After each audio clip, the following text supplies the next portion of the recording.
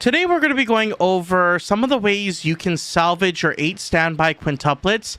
I'll be going over some tips and tricks and secrets that you can use to salvage the deck after it got slaughtered on the ban list. So stay tuned, guys. So before we begin, I just wanted to go over some of the damages that the deck took overall with the recent ban list. If you guys haven't seen my ban list discussion video, please check it out. I'll put it in the end cards of this video and I'll pin it in the description below so you can kind of see what I was talking about in terms of the overall damage report for the Weiss Schwarz ban list. But specifically for quintuplets, we had a choice, choose 5, in which we had to choose between now we have to choose between the Foolish Burial, the Ironwood Nino, and the 3/2 finisher.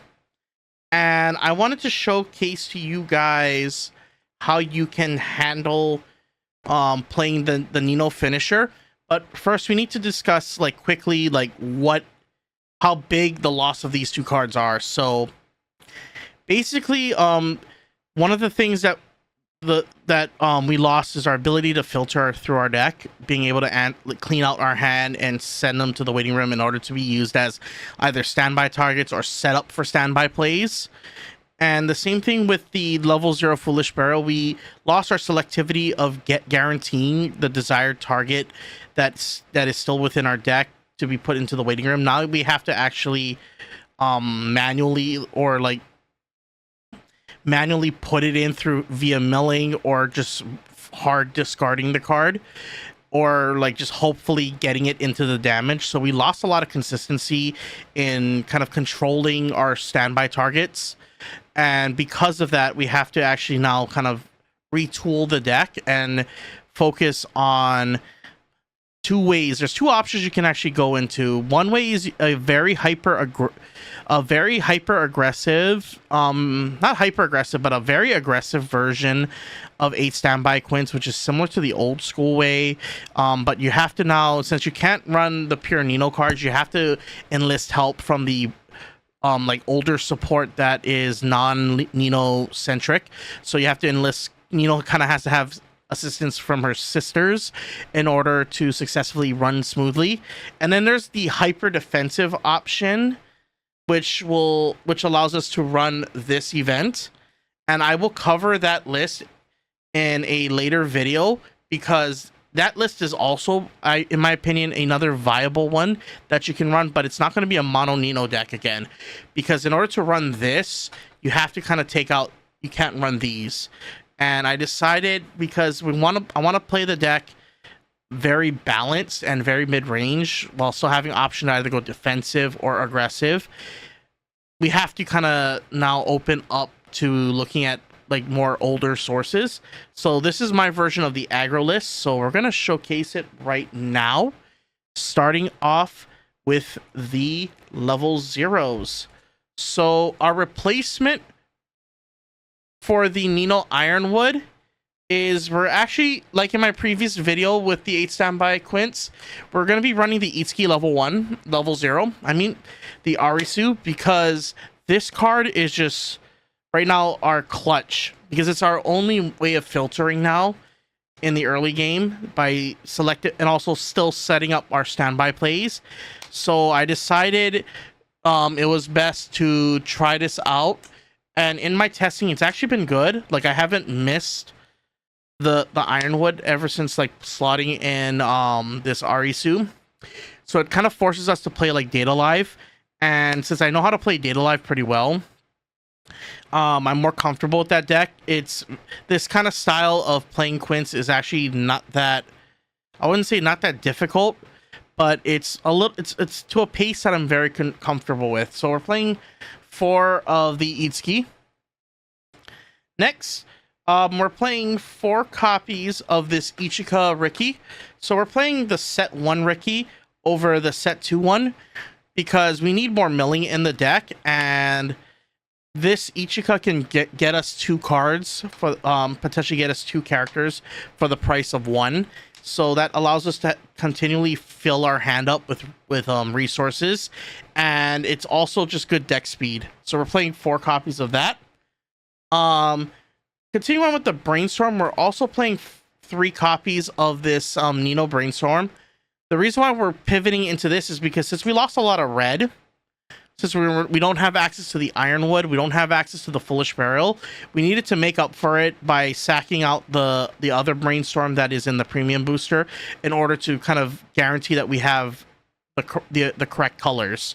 So I decided to play the Salvage Brainstorm, and it's actually the second best in my opinion, because being able to just salvage whatever pieces that you need is really helpful, and it gives you a lot of selectivity. And on top of that, if you do reverse a character, you get to give another lane of yours plus 500, which is really helpful. So we play 3 of that.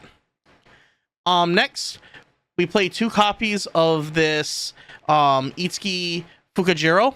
So this is also a good opener going second because it's a level 0 bomb, and when it's an on death, you could discard a card, reveal up to the top 4 cards of your deck, add a level 1 or higher card from among them, and send the rest to waiting room. So even though we're not playing the event, this gives us very good milling and allows us to get into our deck deeper and helps us get to our combo pieces nicely. So we play 2 copies of that. Continuing on, we needed I needed more kind of utility cards that can help me answer going second. So I decided to play 2 copies of this discard draw card with all 5 of the sisters, because it allows me to, not only if I'm going second, because of the on play ability, if your opponent only has 1 other character on the center stage, you get to send it to waiting room. You get to clear a lane easy going second, but it also gives you additional just filtering and drawing, which is really important for the deck. And then lastly, so since we're not playing the Ironwood, we actually have to bump the Climax Swapper to 2. So I'm playing 2 copies of the Nino one because it's an additional mill that we have access to, because the deck right now, because we're not running a Nino centric deck, we have to take advantage of any resources that we have for milling, and this is one way you can do it. It's with the Climax Swapper. And then lastly, for our level 0, we play 1 copy of this Nino, which has the ability, when Climax played, bounce, give 1 character plus 1000, and the ability to check up to the top 2 cards of your deck, put 1 on top, put the other to waiting room. And it also has the shuffle back to give another character plus 1 soul, which is really useful in this deck because it allows us to push for damage. So we're playing this level 0 lineup, and I feel like this right now is the most optimal right now moving forward. I am going to be tinkering with other kind of like combinations, but I feel like if you're going to run Nino, this is kind of the ideal level 0 moving forward. I may be it may be subject to change, but I feel like this is where I'm like very confident in the level 0. So after the level 0s, we're gonna go off to the level 1s. So I play 4 copies of the Nino level 1 Climax combo. You still gotta run it. It's your best advantage combo in the deck, and we need as much card advantage as we do now. So I feel like you still got to run it. And then also we're playing this Nino, this one from I think set 1 or 2, that can't be reversed by cost 0s. And the reason for that is Nikkei, decks like Nikkei and Free Rend. There's a lot of decks that run like cost 0 level 1s. There's not a lot of like 8 standby decks that are going to be floating around. So this helps you against that matchup to kind of save a lane, and then you have this this Nino to get resources and also speed through your deck. And then moving on to the level 2s, so we play 1 copy of the 3K Memory Kick backup, and then 2 copies of the Anti-Change backup. So the reason why we're playing 2 now is because Overlord is pretty much, besides the recent hits, which is the consistency hits that it got from the last list, it's probably one of the favorite decks to be post Banlist. So you just want to be prepared, because the way to get around the 3/2 Eins is having anti-change backup. Like that's the only way you can kind of deal with that deck with Nino. So you have to literally clutch this, and I'm playing 2 of it just to make sure that even if one is revealed, I at least can have the threat of revealing one more, or at least having one more to threaten with, so I can put my opponent still on their toes and capitalize if they don't like play it carefully. Next, for our standby targets, our level 2 standby targets, we play 3 copies of this 2/2 Nino, which has the ability, which is an 11k body with the ability on attack. You get to check the top 2 cards of your deck, choose one from among them, put it back to the top, and send the rest to the waiting room. And our level 2 Nino from set 2. This is probably the standard level 2 standby targets that you're going to be running in this deck, and I honestly think it's very it's good. You can't fix what's not broken. So I feel like it's a really good lineup. Now moving on to level 3s. So our level 3s, we're kind of in the point where we're going back to our roots with quintuplets. So we're playing 1 copy of the Nino Icy Tail. So this is the replacement to the Miku Icy Tail. You already know what it does. On play, you get to search your deck for a character and add it to your hand, and then it's a pay 2, discard 1 Icy Tail for 4. Next, we're playing 2 copies of the back row Ichika. So we now have to clutch this even more now moving forward, because Nikkei does have a 3/0 rest counter, and if you see the Modernia on board, you need to be able to side one lane comfortably, and being able to pump as much soul as you can to one lane and siding for precision, and then launching the Nino combo after is really helpful, because you need to be able to take advantage of the multiple ways your deck can just close the game out, and that means requiring the assistance of Ichika's ability to pump soul. So we're playing this because not only it's a 2k assist, but that soul pump is just all the more helpful. Then we play 2 copies of the early play stock heal Ichika. It's kind of a standard early play, and it's probably the best early play that you'll run in the deck.